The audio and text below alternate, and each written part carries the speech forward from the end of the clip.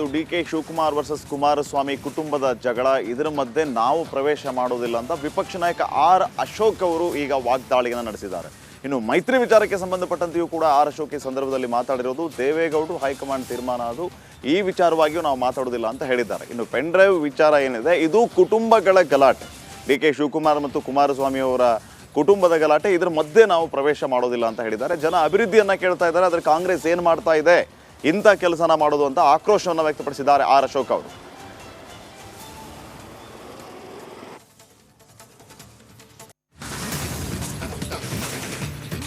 ಅಭಿವೃದ್ಧಿ ಕಾರ್ಯಗಳ ಡಿಸ್ಕಷನ್ ಎಲ್ಲೂ ನಡೀತಾ ಇಲ್ಲ. ಬಿರಿ ಯಾವುದೇ ಒಂದು ಮಾಧ್ಯಮದಲ್ಲಿ ಹೋದರೂ ಕೂಡ ಬಿರಿ ಇದೇ ನಡೀತಾ ಇದೆ. ಜನಕ್ಕೆ ಇವತ್ತು ಬರಗಾಲಕ್ಕೆ ಏನಾಗ್ತಾ ಇದೆ ಇಂಪಾರ್ಟೆಂಟು, ಜನರ ಅಭಿವೃದ್ಧಿ. ಕಾಂಗ್ರೆಸ್ ಅವ್ರಿಗೆ ಏನು ಬೇಕಾಗಿದೆ, ಹಿಂಗೆ ನಡ್ಕೊಂಡು ಹೋಗ್ಬೇಕು, ಇದೇ ಥರ ನಡ್ಕೊಂಡು ಹೋಗ್ಬೇಕು. ಇದೇನ ಮುಗಿದೋದ್ರೆ ಅವರು ಜನ ಕೇಳೋಕ್ಕೆ ಶುರು ಮಾಡ್ತಾರೆ, ರೋಡ್ ಎಲ್ಲಿ ಮಾಡಿದೆಯಪ್ಪ, ಕುಡಿಯೋ ನೀರು ಎಲ್ಲಿ ಕೊಟ್ಟಿದೆಯಾ, ಬರಗಾಲ ಬಂದಿದೆ ನಿನ್ನ ಕ್ರಮ ಏನು, ಗೋಶಾಲೆ ಎಲ್ತೆ, ಇದೆಲ್ಲ ಕೇಳ್ತಾರೆ ಅಂದ್ಬಿಟ್ಟು ಕಾಂಗ್ರೆಸ್ ಅವರು ದಿನ ಇದೇ ಸುದ್ದಿನ ಬಿಡ್ತಾರೆ ಅವರು. ಅದರಿಂದ ನಮಗೆ ಈ ಸುದ್ದಿ ಬೇಡ. ನಮಗೆ ರಾಜ್ಯದ ಒಳಿತು ಇಂಪಾರ್ಟೆಂಟು. ಇದು ಅವರ ವೈಯಕ್ತಿಕ, ಅವರಿಬ್ಬರು ಕುಟುಂಬದ್ದು.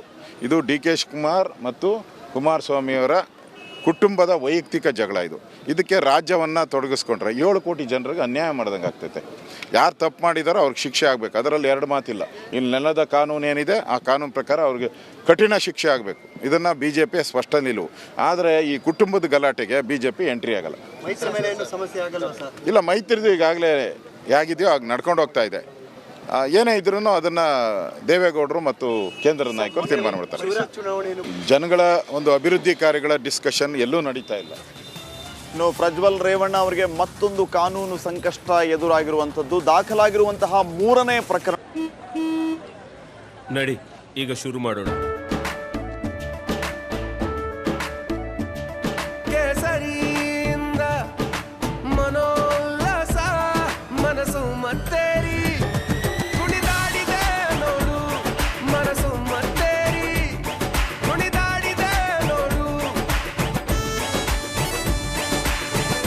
ಕ್ಷಣ ಕ್ಷಣವೂ ಆಚರಿಸಿ ಕೇಸರಿ ಹಬ್ಬ. ವಿಮಲ್ ಬಾಯಲ್ಲಿ ಹೇಳಿ ಕೇಸರಿ. ಕಠಿಣ ಸೆಕ್ಷನ್ಗಳನ್ನು ಅಪ್ಲೈ ಮಾಡಲಾಗಿದೆ. ಈಗಾಗಲೇ ಬೇಲೆಬೆಲ್ ಸೆಕ್ಷನ್, ನಾನ್ ಬೇಲೆಬೆಲ್ ಸೆಕ್ಷನ್ಗಳ ಬಗ್ಗೆ ಸಿಕ್ಕಾಪಟ್ಟೆ ಚರ್ಚೆ ಆಗ್ತಾ ಇರುವಾಗ ಈಗ 3ನೇ ಪ್ರಕರಣದಲ್ಲಿ ಕಠಿಣಾತಿ ಕಠಿಣ ಸೆಕ್ಷನ್ಗಳನ್ನು ದಾಖಲು ಮಾಡಿರುವಂತಹ ವಿಚಾರ ಗೊತ್ತಾಗ್ತಾ ಇದೆ. ಇದೇ ವಿಚಾರಕ್ಕೆ ಸಂಬಂಧಪಟ್ಟಂತೆ ಈಗ ಅಪ್ಡೇಟ್ ಲಭ್ಯ ಆಗ್ತಾ ಇರುವಂಥದ್ದು.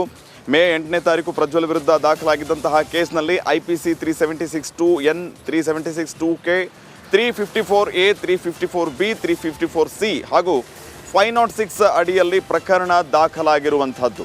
ಈ ರೀತಿ ಪ್ರಜ್ವಲ್ ರೇವಣ್ಣಗೆ ಮತ್ತೊಂದು ಕಾನೂನು ಕಂಟಕ ಎದುರಾಗಿದೆ. 3ನೇ FIRನಲ್ಲಿ ಕಠಿಣ ಸೆಕ್ಷನ್ಗಳನ್ನು ದಾಖಲು ಮಾಡಲಾಗಿದೆ.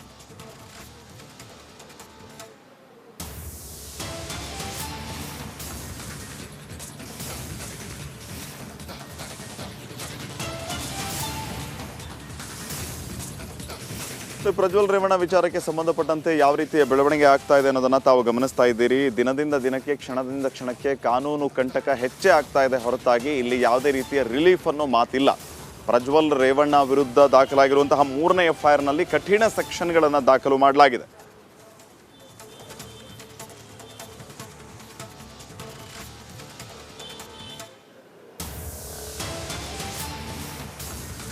ಈ ವಿಚಾರಕ್ಕೆ ಸಂಬಂಧಪಟ್ಟಂಗೆ ಮತ್ತಷ್ಟು ಮಾಹಿತಿಯನ್ನು ನೀಡ್ತಾರೆ ಪ್ರತಿನಿಧಿ ನಾಗರಾಜ್. ಈಗ ಫೋನ್ ಸಂಪರ್ಕದಲ್ಲಿದ್ದಾರೆ.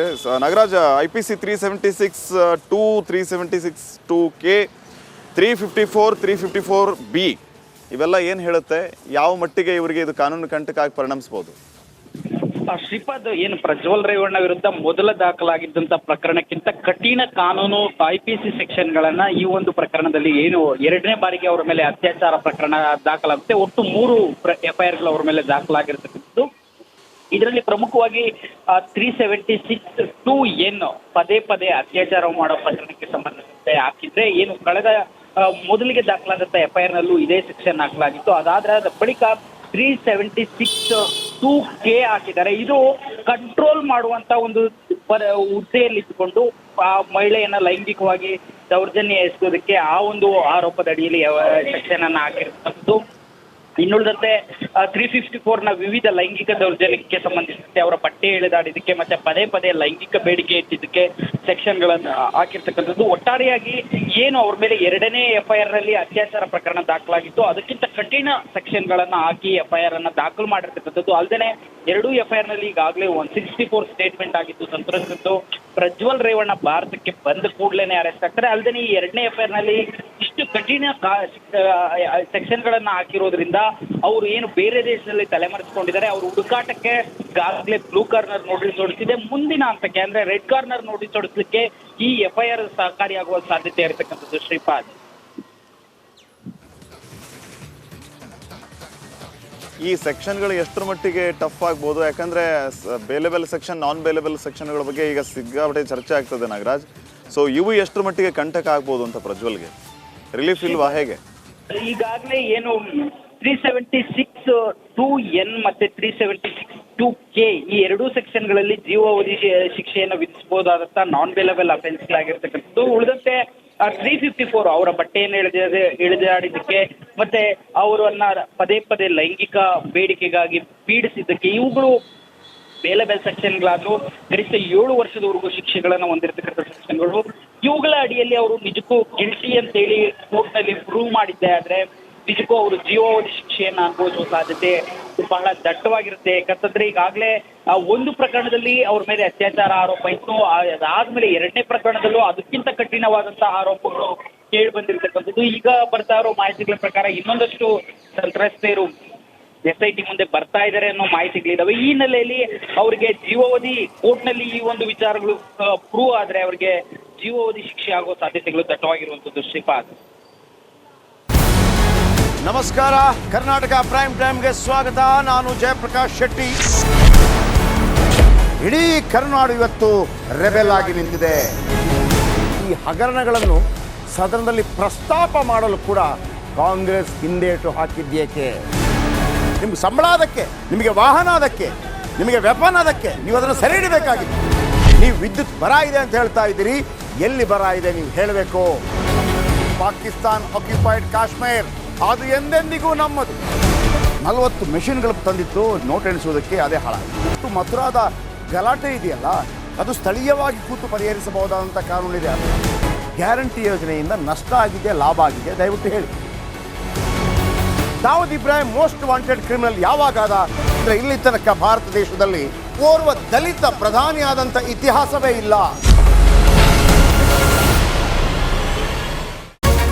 ರಿಪಬ್ಲಿಕ್ ವರ್ಲ್ಡ್ ಆಪ್ ಇದು ಕೇವಲ ಅಪ್ಲಿಕೇಶನ್ ಅಲ್ಲ, ಸಮಗ್ರ ಸುದ್ದಿಗಳ ಸಂಪರ್ಕ ಮಾರ್ಗಕ್ಕೆ ಕ್ರಾಂತಿಕಾರಿ ಬದಲಾವಣೆ.